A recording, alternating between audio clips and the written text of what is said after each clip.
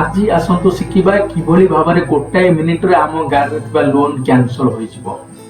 ତ ପ୍ରଥମେ ଯେକୌଣସି ବ୍ରାଉଜର ଓପନ କରନ୍ତୁ, ପରିବହନ.gov.in ଲଗ୍ଇନ କରନ୍ତୁ ଏବଂ ତଳେ ଥିବା ଅନଲାଇନ ସର୍ଭିସରେ ଭେହିକିଲ ରିଲେଟେଡ୍ ସର୍ଭିସ ଉପରେ କ୍ଲିକ୍ କରନ୍ତୁ। ଏହାପରେ ଆମର ରାଜ୍ୟର ନାଁ କ୍ଲିକ୍ କରି ଆଗକୁ ଯିବା ଏବଂ ଦେଖିବା ଆମ ଗାଡ଼ିର ନମ୍ବର ଦିଅନ୍ତୁ।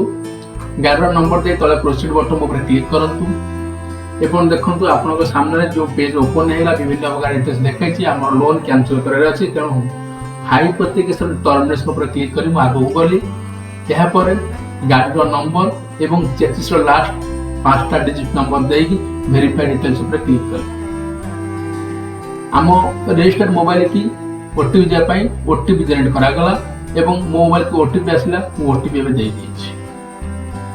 ओटीपी देला परे आपन सामने जो पेज आछि टर्मिनेशन ऊपर क्लिक करंतु टर्मिनेटर गोटे डेट सिलेक्ट करंतु एवं आपन हाइपोथेकेशन टर्मिनेशन पेज एबे कंप्लीट होय सारिछि पे नाउ ऊपर क्लिक करंतु।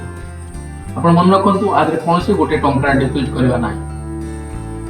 अपलोड डॉक्यूमेंट ऊपर क्लिक करके बैंक देथिबा फॉर्म 35 को स्कैन करके हम डॉक्यूमेंट को अपलोड करना। डॉक्यूमेंट अपलोड कर सारा पर आम सामने जो पेज आसुची तो से पेज उपरे आमे गोटे डेट नबा जाको स्लॉट बुकिंग कहती से स्लॉट बुक करवा। तो एप्लिकेशन नंबर दे तले थिबा कैप्चा दे सारे कि आमे स्लॉट बुक कर नबा एवं आरटीओ रे ए डॉक्यूमेंट को नै सबमिट कर दबा। मन रखंतु लोन कैंसिल करिया पई बहुत सहज रे बिना मूल्य रे होई जिवो। तो आपण यही भाव में ऑनलाइन जिनस जानापी चाहूँगी तले दि जाइए सब्सक्राइब बटन को क्लिक करने सहित डिस्क्रिप्शन में विभिन्न प्रकार ऑनलाइन सर्विस लिंक दी जाइए देखि नियंतु।